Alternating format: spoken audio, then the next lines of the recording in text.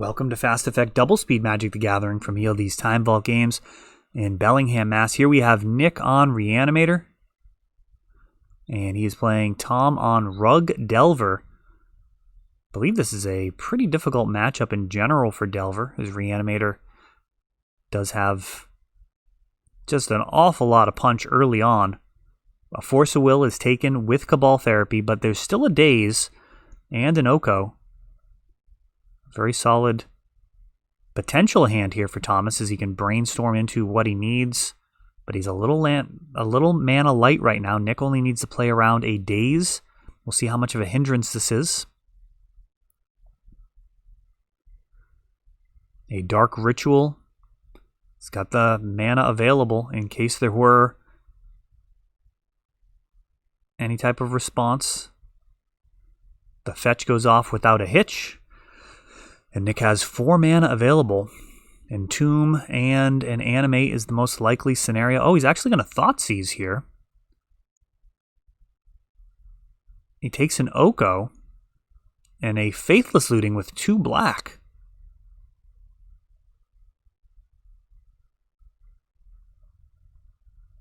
Reanimate, grabbing Chancellor. 1 mana floating. And we're going to see Thomas brainstorm. Let's see what he can hit.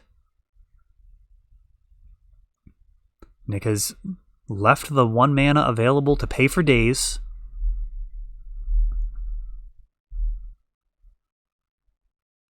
A second Lightning Bolt, not actually going to be super useful as Chancellor does have a 6 but it makes all of the spells cost 1 more. So Thomas going to kind of need, I don't know, not actually sure what his likelihood of success is. Now, he did just fire off a Lightning Bolt. Yeah, he's just scooping it up here. So technically that Lightning Bolt would have been countered as he did not pay the extra. Chancellor is not like Thalia. It is just if you don't pay it, it gets countered, which is not precisely the same thing. Sometimes you can't actually cast a card, and that makes a huge difference. Sometimes the casting of the card is the thing you care about.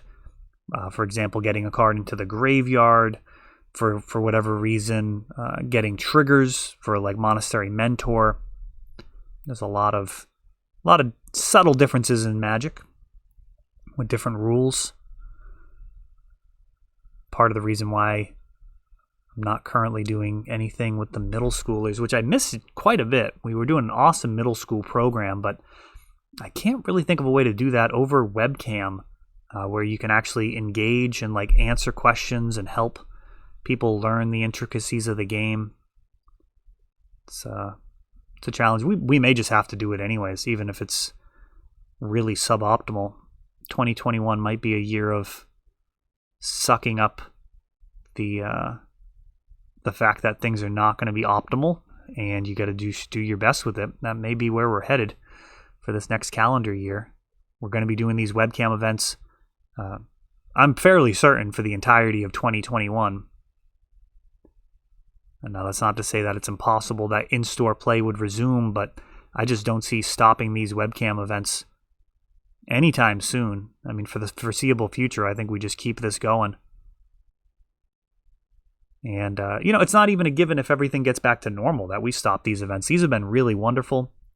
And, for some of the players that have been connecting with us here, they don't have the possibility of playing locally.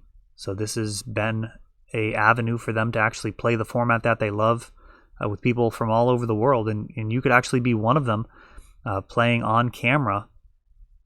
It's a random table in the first round. Table 1 always, but that is randomly paired. And then after that, it's always table 1, which means the more you win, the more likely you are to end up on camera. Most nights, if you go undefeated, you will have at least 1 match on camera. The Chancellor, the Annex, actually prompting Thomas to throw his Delver into it, signaling that he has counter magic in hand, a Cabal Therapy, likely going to name Force of Will here. That is the most likely scenario, and Thomas looks like he was considering a daze or something along those lines. Nick's Cabal Therapy does hit a force in the sense that Thomas forced pitching Brainstorm. That does indicate he likely has another one in hand. Opting to lose a force and a Brainstorm rather than a pair of Force of Wills.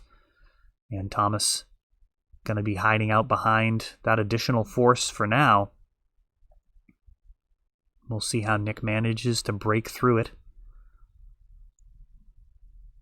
Or not. Maybe Thomas will just be able to ride this out, get down a threat, and Nick will never find a way to get past a Force of Will. Faithless Looting. This is how you start digging.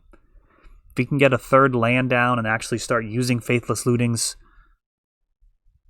to cycle towards more disruption, it's going to be pretty rough. Oh, wow, he's going pedal to the metal. We've got a Thoughtseize, Unmask, I should say, and Force of Will pitching Oko, a really high value card. Nick's just going to jam the Reanimate here. He's got 1 mana open for a daze, and Thomas sees the Gristlebrand hit and just scooping it up as that is it. He is out of gas, did everything he could do to defend against the situation, but ultimately Reanimator just overpowering him. A couple of Tormods, surgical extractions. He had some options, but none of them were there for him as Unmask and Cabal Therapy stripping his hand. And that is the story of that match. Reanimator, a terrifying matchup for many decks in Legacy. That is all for this one, but don't worry, there is a lot more. You can check out our older videos, and we're always putting out new videos from ELD's Time Vault Games in Bellingham, Massachusetts. If you want to help the channel, of course, you can like, subscribe, share, tap that notification bell so you can know the next time our new videos come out. Thanks for watching.